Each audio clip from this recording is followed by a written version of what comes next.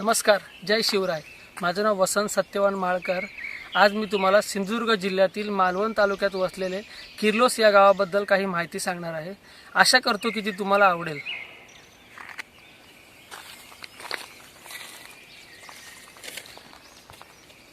गावाच्या एका बाजूला कोकणातील एक प्रमुख नदी गड नदीचा किनारा आहे आणि दुसऱ्या बाजूला सह्याद्रीची पर्वतरांग.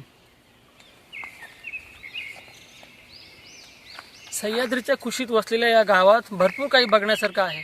चला तर आपण बघूया. कोकणाची खास वैशिष्ट्य असलेला नागमोडी वळणाचा व बराच चढ उतार असलेला रस्ता आपणास पाहण्यास मिळतो. आणि विशेष म्हणजे गावापासून 3 किलोमीटर अंतरावरती स्वराज्याच्या इतिहासाची साक्ष देणारा श्री शिवछत्रपती महाराजांचा रामगड हा किल्ला आपणास पाहावयास मिळतो. आता आपण आलेलो आहोत या गावची ग्रामदेवता श्री पावनाई देवीच्या मंदिराच्या समोर.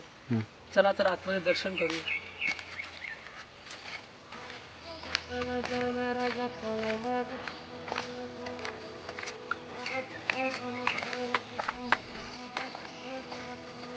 सुंदर असा मंदिर परिसर आहे.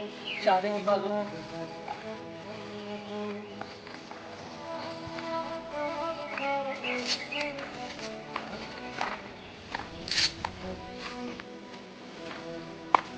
सुरेख असे 2 दीपस्तंभ आहेत आणि मंदिराच्या बरोबर समोरून बाजूस सुरेख अशी सुंदर अशी तुळशी वृंदावन आहे.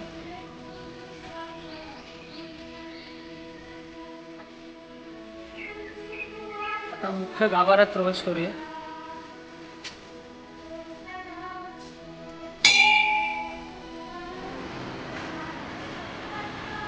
पूर्णपणे लाकडी काम केलेला मंदिराचा प्रशस्त असा गाभारा आहे. कोरीव काम वेगळं आहे.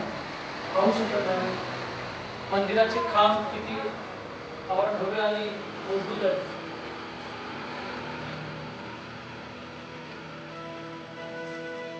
चला तर देवीच्या गाभाऱ्याचं दर्शन घेऊ.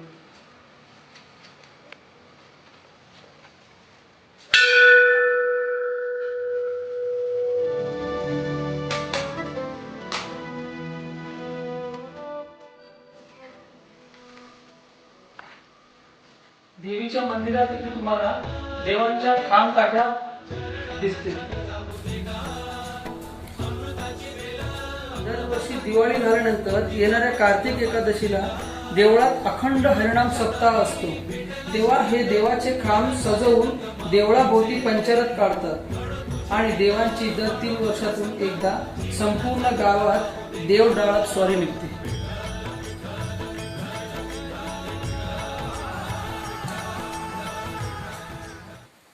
दर 3 वर्षांनी येथील देव हे महाशिवरात्री निमित्त कुणकेश्वराच्या भेटीला जातात आणि तेथे गेल्यावरती या देवांचे अभ्यंग स्नान होते.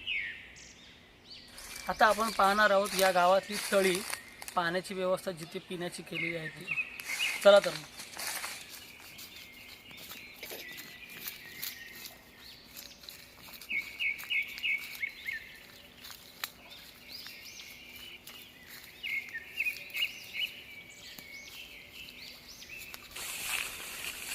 घनदाट अशा जंगलातून फिरण्याची मजाच काही और आहे.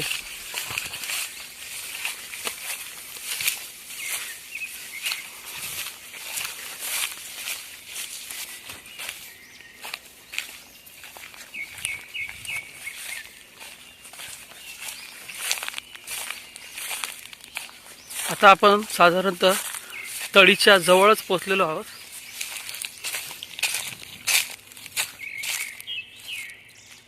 कोकणामध्ये बहुतांश डोंगराळ भागामध्ये जी डोंगराळ वस्ती असते तिथे सगळ्यात महत्त्वाचा प्रश्न म्हणजे पाण्याचा असतो. पाणी लोकांना भरपूर दुरून आणावं लागते किंवा पाण्याची ने आण करायला लागते किंवा ज्या विहिरी असतात त्या आटून जातात मे महिन्यामध्ये. त्याच्यामुळे पाण्याचा भरपूर प्रश्न निर्माण होतो. परंतु किर्लोस गावाला जणू काही दैवी शक्तीच प्राप्त झालेली आहे या तळीच्या रूपात. किती सुंदर असा झरा, याच्यामध्ये भरपूर प्रकारचे झरे आहेत. इथलीच माणसं अशी डागडुगी करत असतात, स्वच्छता करत असतात, साफसफाई करत असतात आणि हे पाणी पिण्यायोग्य करतात. आता आपण किर्लोस गावात असलेल्या कृषी विज्ञान केंद्राची थोडक्यात माहिती जाणून घेणार आहोत। सिंधुदुर्ग जिल्ह्यातील कृषी विज्ञान केंद्राने नुकताच आपला रौप्य महोत्सव विविध मान्यवरांच्या उपस्थितीत साजरा केला। या निमित्ताने समृद्ध आणि आनंदी गाव प्रकल्प उद्घाटन, फळ प्रक्रिया केंद्राचे भूमिपूजन, कृषी प्रदर्शन व विक्री अशा विविध कार्यक्रमांचे आयोजन केले होते।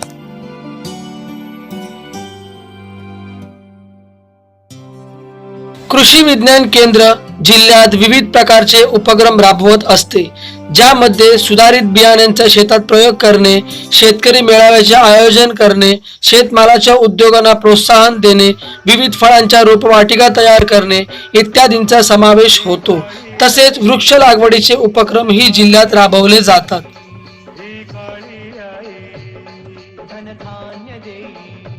हापूस, आंबा, काजू, नारळ, जांभूळ, फणस इत्यादी फळे कोकणची वैशिष्ट्य आणि ओळख आहेत।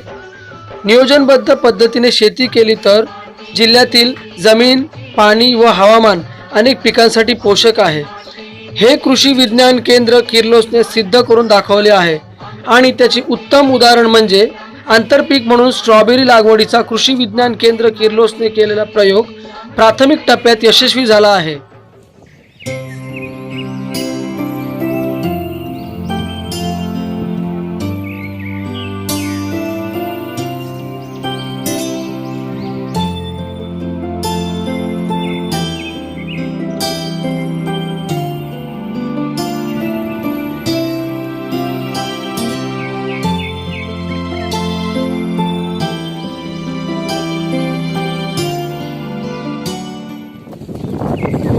प्रामुख्याने प्रत्येक शेतकऱ्याचा शेती हा व्यवसाय आहे। तसंच किर्लोसमध्ये सुद्धा शेतकरी ह्या मोठ्या मळ्यामध्ये एवढा मोठा मळा आहे, या मळ्यामध्ये प्रत्येक शेतकरी हा शेती करून आपला उदरनिर्वाह करत असतो। आणि कोकणामध्ये प्रत्येक शेतीमध्ये असं एखादं देवस्थान जे असते ना,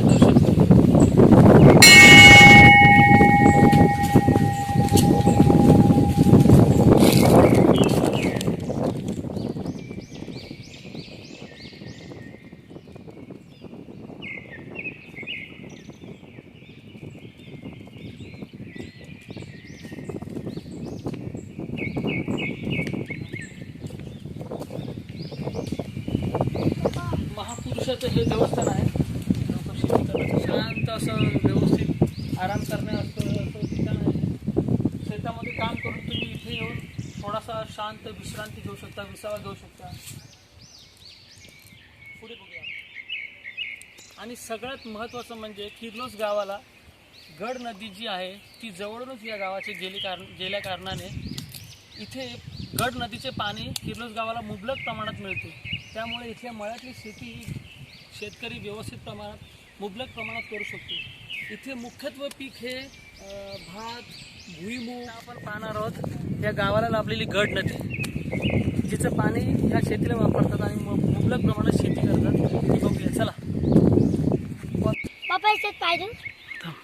हे पाहू शकता तुम्ही, नदीचं पाणी पाटाद्वारे शेतामध्ये आणलेलं आहे पंप लावून, आणि जो कोपरा आपल्याला भिजवायचा आहे त्या कोपऱ्यापर्यंत पाणी घेऊन जात आहेत। बघा, अशा प्रकारे शेती केली जाते। पारंपरिक पद्धतीनुसार शेती तुम्ही पाहू शकता, किती व्यवस्थित सुंदर हिरवीगार शेती दिसते। आणि हे कुळदाचं पीक आहे, जे कोकणामध्ये खूप चांगल्या प्रकारे घेतले जाते।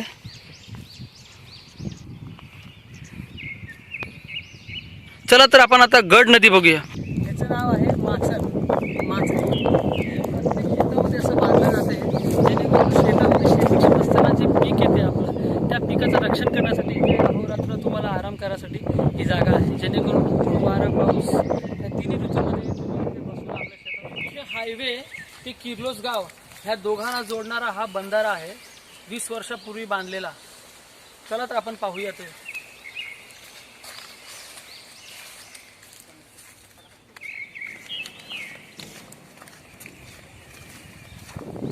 विशाल अशा गड नदीवरती बांधलेला हा बंधारा 20 वर्षापासून अविरत याच्यावरती वर्दळ चालू आहे लोकांची। आणि दोन्ही गावांना जोडणारा हा बंधारा खूप चांगल्या पद्धतीने अजूनपर्यंत टिकून आहे। अक्षरशः खाली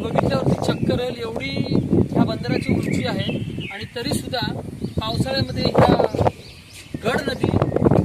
गड नदीवरती जेव्हा पूर येतो तेव्हा ह्या बंधाऱ्यापर्यंत पाणी लागते. म्हणजे विचार करा नदीची पात्रता किती रुंद आहे आणि किती मोठा महापूर येत असेल पावसाळ्यात या नदीला. पाहू शकता किती रौद्र रूप दिसते या नदीचं, किती रुंद असं पात्र आहे या नदीचं. परंतु एक खासियत आहे या नदीची, तुम्हाला वेगवेगळ्या प्रकारचे मासे खायला मिळतात या नदीमध्ये. आणि स्त्रियांना थोडंफार कपडे वगैरे थोडं मदत होते पाण्याची. आणि लहान मुलांना मे महिन्यामध्ये आंघोळी करण्यास, मौज मजा करण्यास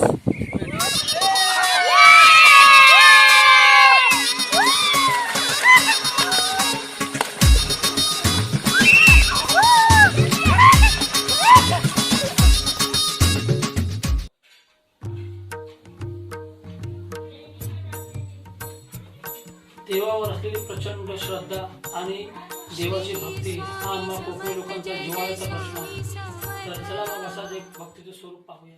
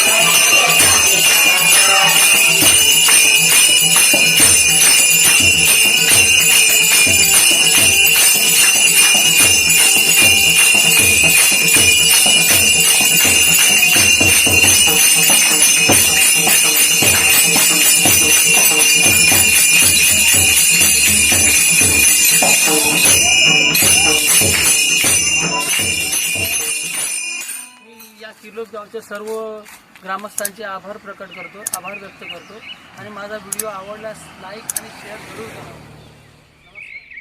गावामध्ये फिरलो आणि जी काय माहिती गोळा करली, जी देवस्थानं वगैरे फिरलो, जी नदी काही किनारी फिरलो, त्याची सगळी माहिती देण्यामध्ये यांचं खूप महत्त्वाचं योगदान आणि मोलाचा वाटा होता.